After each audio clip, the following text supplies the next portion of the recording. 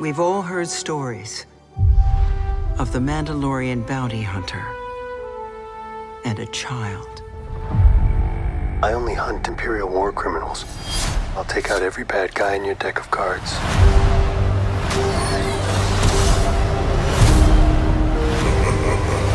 This isn't about revenge. It's about preventing another war.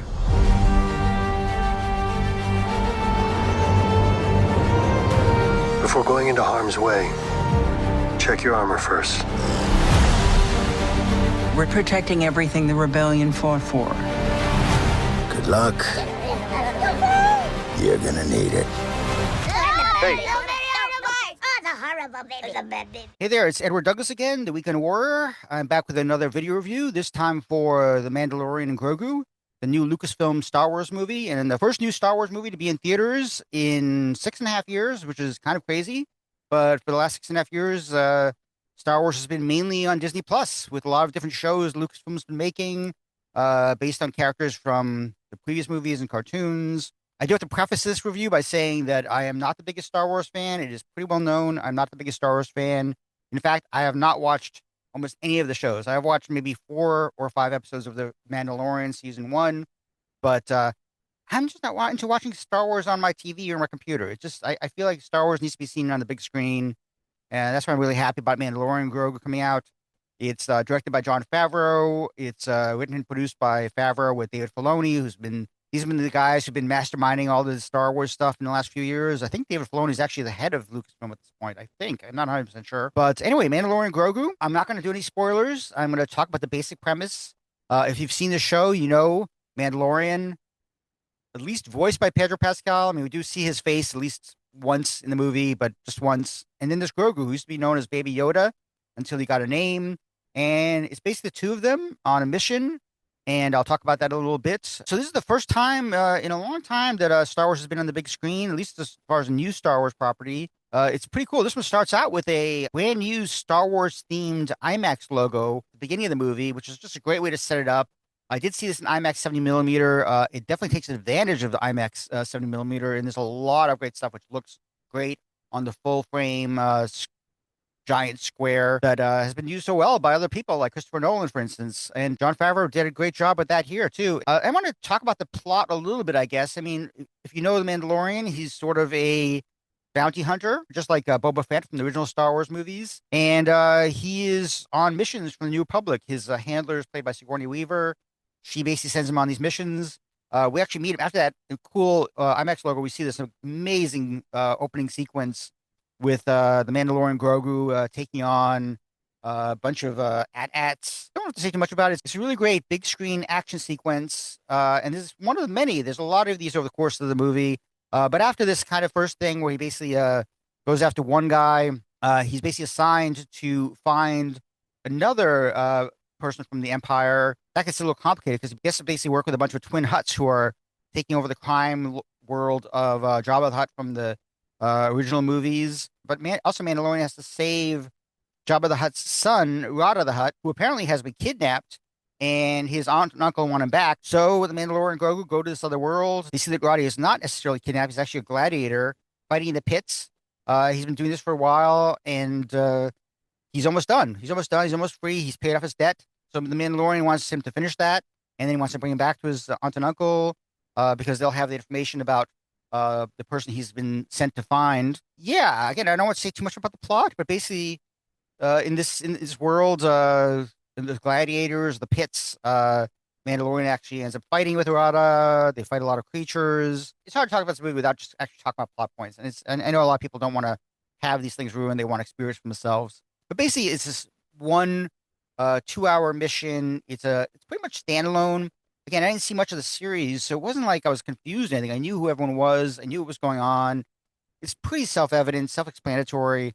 Again, so you could go see this movie and never seen a single one of the Disney Plus series as I did. It's just not that important. It's like if you want to see the Mandalorian fighting and getting into these scrapes with creatures and robots and all sorts of other things, and then Grogu just looks cute all the time. Grogu is just like this cute kid, I guess, baby. I don't know. It's kind of strange thinking of that because I thought that he has I thought that he was like supposed to be a little older, but Basically, Mandalorians take care of him, but Grogu gets dragged along on this mission. What I liked about it is I think Jon Favreau is a really good director, a really good filmmaker.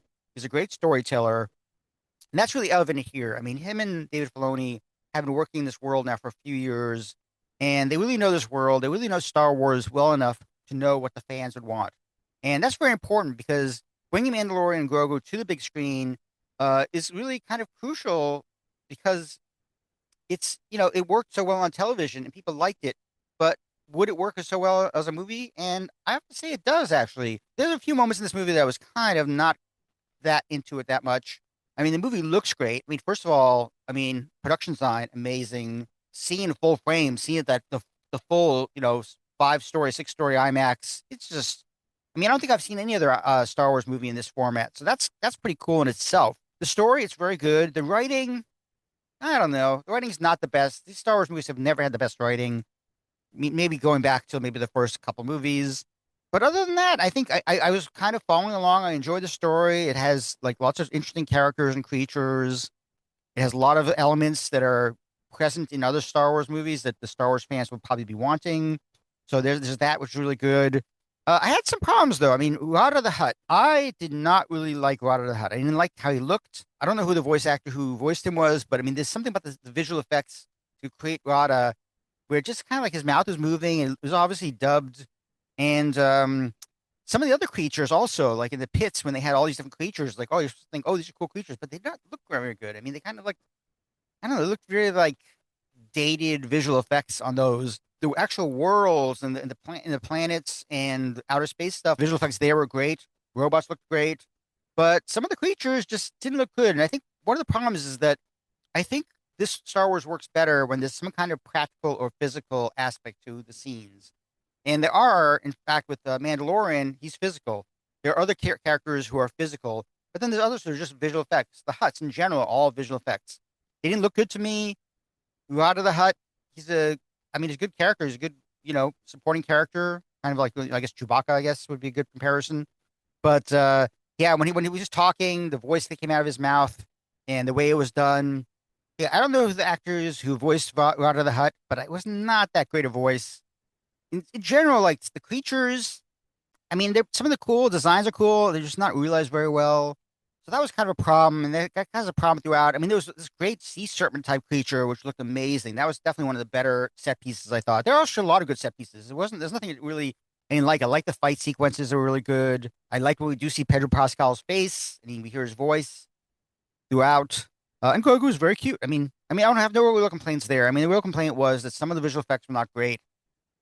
Some of the scenes that relied on visual effects were not as good as the ones which had like some practical stuff, like the puppet stuff. I think Grogu was a puppet for a lot of it. There's some other puppets, and I wish the Hutts were done as puppets because that's how they worked in the original Star Wars movies, and they should have maybe maintained that. It was not doing as a visual effect is not great.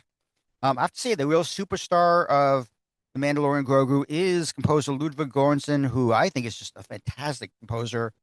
He really knocks it out of the park. He basically takes the themes from Star Wars, takes themes from Mandalorian, and he basically makes them his own. And the music he puts in for the action scenes is just so good. I mean, he's one of my favorite composers. I mean, I think he's won the 2 Oscars already. He's probably going to win more. Obviously, I love John Williams. I wish he would live forever. But Ludwig Göransson was a good choice for a composer on this. And generally, the crafts are good. I mean, the production design is amazing. Visual effects, mostly good, except for what I mentioned. There's some makeup stuff, some creatures, there's some characters who have like very heavy makeup. Costumes great. A lot of good crafts present in this. And I gotta say, I am pretty impressed. I think Jon Favreau and Dave Filoni really understood the assignment here. They really get what worked with the original George Lucas Star Wars movie. It's obviously like a Western. It's obviously like some samurai aspects to it. Oh, there's also a great, there's another bounty hunter, which is sort of maybe a robot, I don't know, really sure, but he's definitely got a samurai aspect to him. And he ends up being a great nemesis for Mandalorian. There's a great fight between them later on. The thing is that about the original Star Wars, it was inspired by Kurosawa's Hidden Fortress. And so it has to have that samurai aspect to it. It has to have a Western aspect to it. Sure, it's science fiction, it's a big space opera, but it's very different than what we're used from Star Wars. We're used to stuff like, Han Solo, Leia, Luke, all stuff that kind of continued from the original 3 George Lucas movies to the three sequels that J.J. Abrams and Ryan Johnson did. I like this kind of on par with like Rogue One, I guess. I generally liked it. I mean, I had some problems with it. I mean, for a long time, I was watching this movie. I probably would have given it a 7 out of 10. But the last 20 minutes, 30 minutes is just great. It's great action set pieces after one after the other. You know, these giant robots. It's all sorts of cool stuff. And again, I think Jon Favreau, I commend him. I think he's a good filmmaker. I mean, he showed it with the Iron Man movies. He showed it with other movies. I didn't like his Jungle Book, to be honest. But he's a good filmmaker, and Dave Filoni is as well. And I think they easily and effortlessly transitioned Mandalorian Grogu from the television series to a standalone film. You don't have to watch any of these other series. You literally could just watch it. You'll understand what's going on immediately. So yeah, 7.5 for the Mandalorian Grogu. It opens on May 22nd, which is Memorial Day weekend. I'll be talking about it more in the Weekend Warrior show as far as its box office potential. But yeah, I think Star Wars fans are really going to dig it. And I think Favreau and Filoni should get commended for that because they really did a good job on that. Strap in.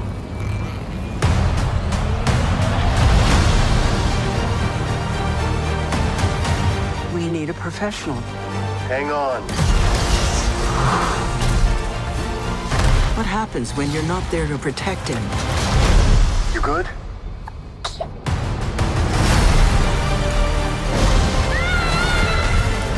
I'll be right behind you. Go. Go! Mandalorian, you will suffer. Then it will be his turn. Monsters. The old protect the young. And then the young.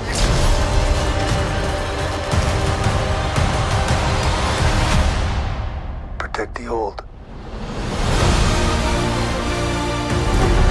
It's time.